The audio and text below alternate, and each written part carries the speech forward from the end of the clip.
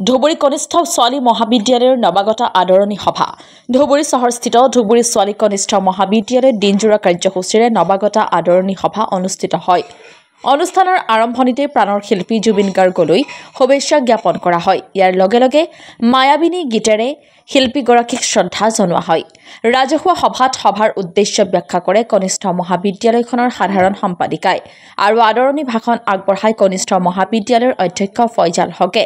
উক্ত সভাত আমন্ত্ৰিত অতিথি হিচাপে উপস্থিত থাকে মহাবিদ্যালয়খনৰ সভাপতি গিয়াছ উদ্দিন আহমেদ, কনিষ্ঠ মহাবিদ্যালয়ৰ প্ৰধান অধ্যক্ষা দীপিকা অধিকাৰী, ধুবুৰী ছোৱালী মহাবিদ্যালয়ৰ অধ্যক্ষ ডক্টৰ মনোৰঞ্জন ৰয়, ধুবুৰী ছোৱালী মহাবিদ্যালয়ৰ অধ্যাপক আকৰামুজ্জামান, বিশিষ্ট সমাজকৰ্মী প্ৰসেনজিৎ দত্ত, বিশিষ্ট সমাজকৰ্মী উত্তম কুমাৰ প্ৰসাদকে ধৰি আন কেইবাগৰাকীও অতিথিয়ে শুভেচ্ছামূলক বক্তব্য আগবঢ়ায়।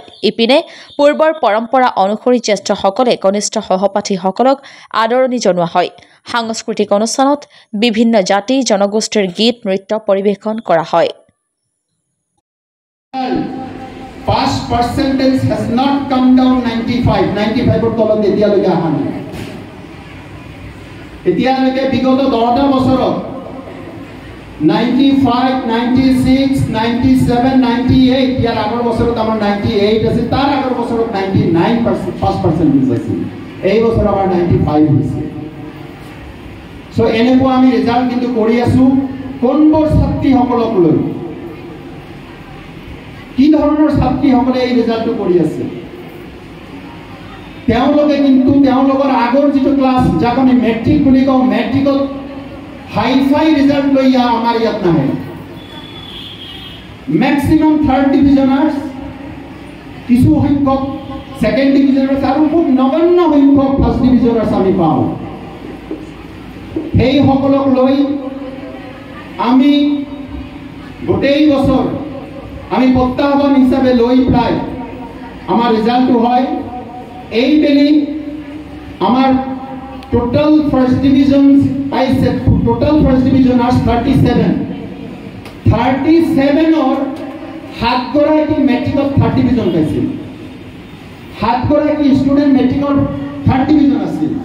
তাৰে যিজন হায়েষ্ট মাৰ্ক পাইছে ৰেজিনা আকৌ মেট্ৰিকত 63% কোনো এটা ছাবজেক্টত লেটাৰ নাছিল, কিন্তু এইবাৰ ইয়াত আহি 5টা ছাবজেক্টত লেটাৰ দিছে।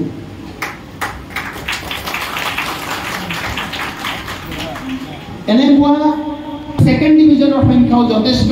ফাৰ্ষ্ট ডিভিজন কেইটা ফাৰ্ষ্ট ডিভিজন পাইছে, তাৰে ভিতৰত কিছু খুব হতাশাজনক দুটামান ছাবজেক্ট, এটা মোৰ ইংৰাজী ছাবজেক্টত দুটা হতাশাজনক মাৰ্কছ আহিছে 79,